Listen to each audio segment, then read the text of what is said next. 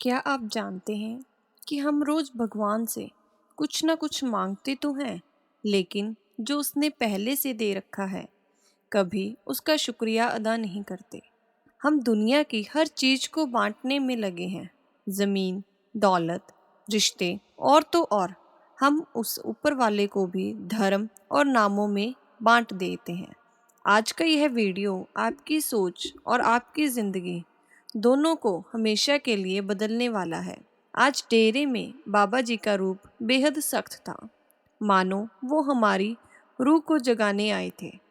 सत्संग इतना कड़क और सीधा था कि हर बात सीधे दिल पर जाकर लगी। मोह और अहंकार के जिस अंधेरे में हम सो रहे थे, बाबा जी ने आज वो आंखें खोल दी हैं। अगर आप भी अपनी रूह को उस मालिक के सच्चे रंग में रंगना चाहते हैं, तो इस वीडियो के एक एक शब्द को पूरे ध्यान से सुनिए। आज का यह पैगाम थोड़ा लंबा ज़रूर है, लेकिन अधूरा छोड़ दिया तो शायद जिंदगी की सबसे बड़ी सीख छूट जाएगी।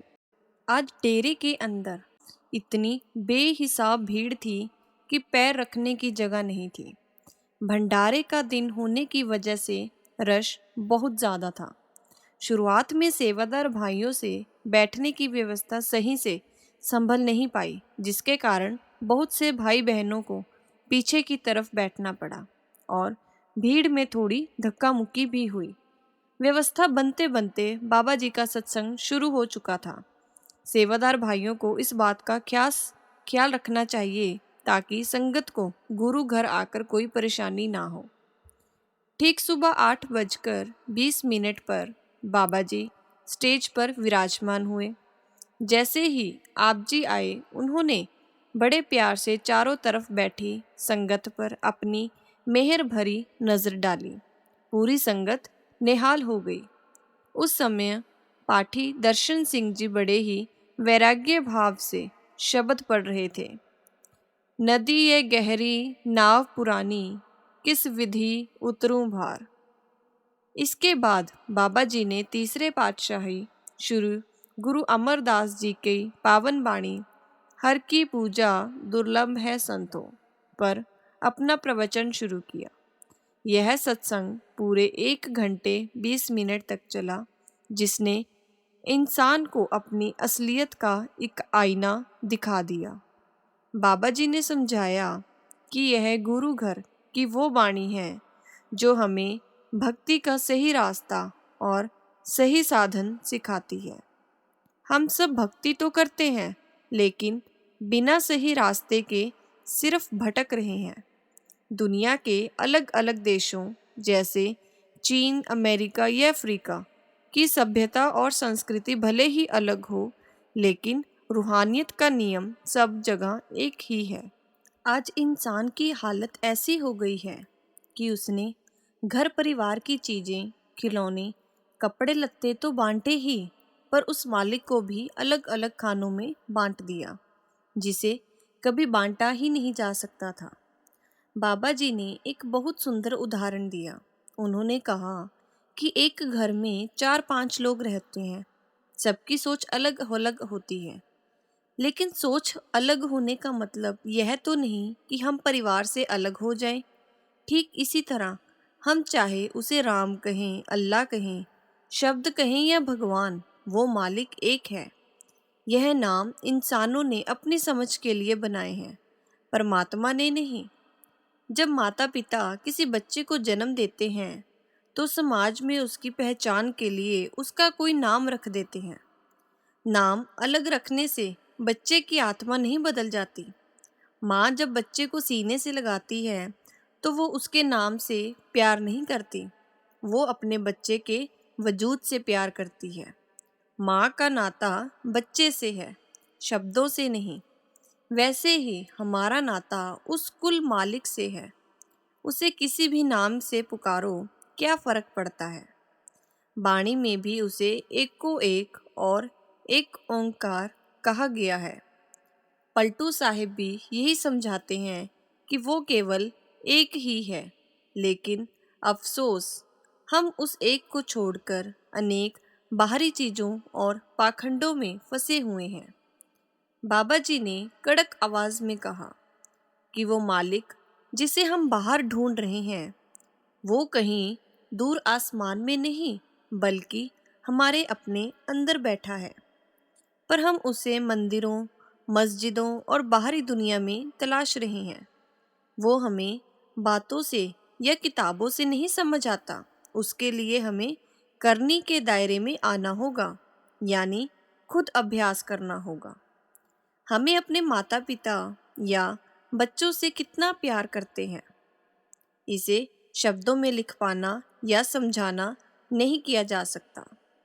इस प्यार की असली गहराई और एहसास इंसान को तब होता है जब वो खुद माता पिता बनता है और उस दौर से गुजरता है। ठीक इसी तरह जब तक हम अपनी चेतना को, अपने ध्यान को अंदर की तरफ नहीं मोड़ेंगे, तब तक हमें उस परमात्मा का एहसास कभी नहीं हो सकता। हमारी वाणी साफ कहती है कि हर दिल में उस हर का वास है। हर एक हृदय में मेरे सच्चे मालिक का सिंहासन है। जिस दिन यह दिल साफ हो जाएगा, वो मालिक खुद ब खुद अंदर प्रकट हो जाएगा। कबीर साहिब भी फरमाते हैं कि उसे बाहर ढूंढना ना समझी है। जिसने सेवक बनकर अहंकार छोड़कर अपने अंदर उसका ध्यान किया, उसने ही सच्चे मालिक को पाया।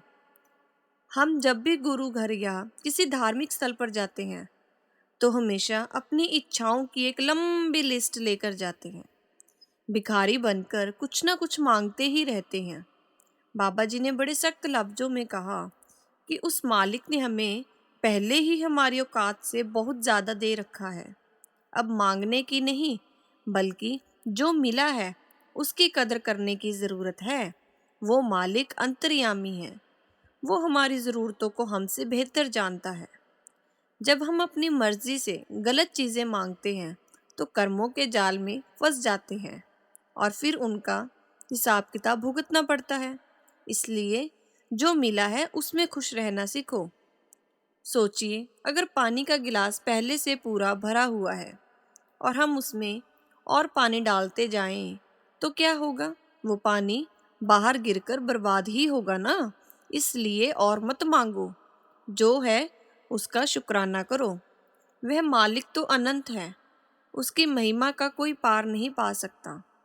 कोई कह दे कि उसने सूरज की किरणें गिन ली हैं या समुंदर की बूंदें नाप ली हैं, तो एक पल को यह असंभव बात भी मानी जा सकती है। लेकिन कोई यह दावा ही नहीं कर सकता कि उसने मालिक को पूरी तरह समझ लिया है। जैसे एक 5 साल का बच्चा स्कूल जाकर अपने टीचर की योग्यता को नहीं नाप सकता, वैसे ही हम जीव उस परमात्मा के गुणों की था नहीं पा सकते। कबीर साहिब ने क्या खूब कहा है, जो दिखाई देता है वो टिकने वाला नहीं, और जो सच में है उसे शब्दों में कहा नहीं जा सकता। यह तो ऐसा है जैसे किसी गूंगे इंसान को शक्कर खिलाकर पूछो कि इसका स्वाद कैसा है। वो मुस्कुरा तो सकता है पर स्वाद बयान नहीं कर सकता। परमात्मा का स्वाद भी अंदर जाकर ध्यान करके ही चखा जा सकता है। गुरमुख और संत कभी हमारी कमियां या पाप नहीं देखते। वे तो हमारे अंदर बैठे उस मालिक के नूर को देखते हैं, उस आत्मा की चमक को देखते हैं। इसलिए संतों को पूरा इंसान कहा गया है।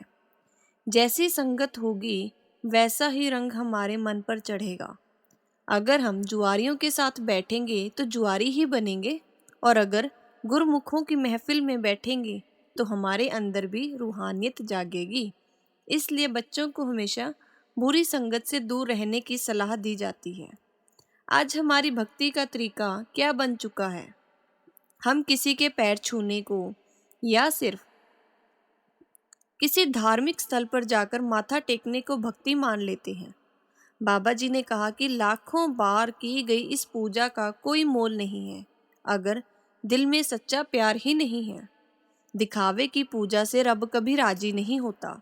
हम दुनिया की आंखों में धूल झोंक सकते हैं, खुद को धोखा दे सकते हैं, पर उस मालिक को धोखा नहीं दे सकते। वो हमारी रग रग से वाकिफ है।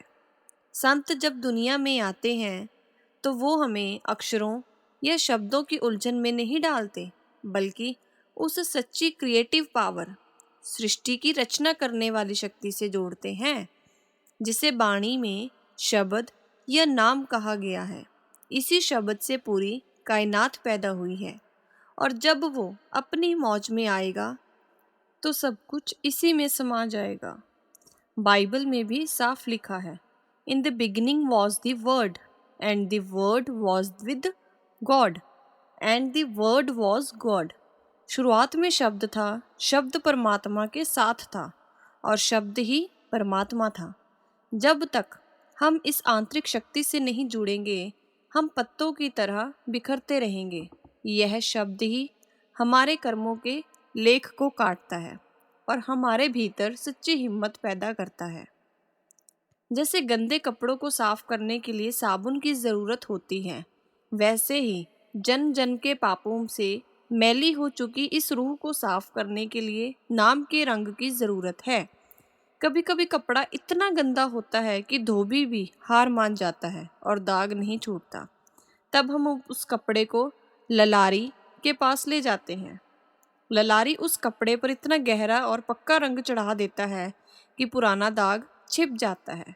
हमारी रूह भी पापों के दाग से मैली है। इन्हें जब मालिक के नाम का गाढ़ा रंग चढ़ेगा तो इस दुनिया के सारे रंग झूठे और तमाशे अपने आप फीके लगने लगेंगे। वाणी कहती है, नौ निधि अमृत प्रभु का नाम, देही में इसका विश्राम। यानी वो अमृत हमारे शरीर के अंदर है। संत यहाँ हमसे अपनी पूजा करवाने नहीं आते, वे तो खुद अपने एक मिसाल बनकर आते हैं, ताकि हम उन्हें देखकर सही रास्ता चुन सकें। हमारी संस्कृति में रिवाज है कि जब हम किसी रिश्तेदार या मित्र के घर जाते हैं तो खाली हाथ नहीं जाते, कोई ना कोई तोहफा लेकर जाते हैं। इसी तरह जब हम धर्म स्थल पर जाते हैं तो सोचते हैं कि मालिक को क्या चढ़ाएं, पर गौर कीजिए, जो कुछ भी इस संसार में है वो सब तो उसी का दिया हुआ है। फिर हमारा अपना क्या है जो हम उसे भेंट कर सके। बाबा जी ने गुरु नानक देव जी के समय के एक राजा की कहानी सुनाई। राजा बहुत बड़ा भक्त था। उसने गुरु जी का अपना राज्य, अपनी धन दौलत सब सौंपने की कोशिश की, लेकिन गुरु जी ने कहा, राजन, मुझे वो चीज दे जो सच में तेरी अपनी हो। यह राज्य और धरती तो सब परमात्मा का है। तब राजा को समझ आया और उसने अपना अहंकार, अपनी मैं और मेरी गुरु के चरणों में रख दी। गुरु जी ने मुस्कुरा कर कहा, मैं तुम्हारा राजपाट छीनने नहीं आया।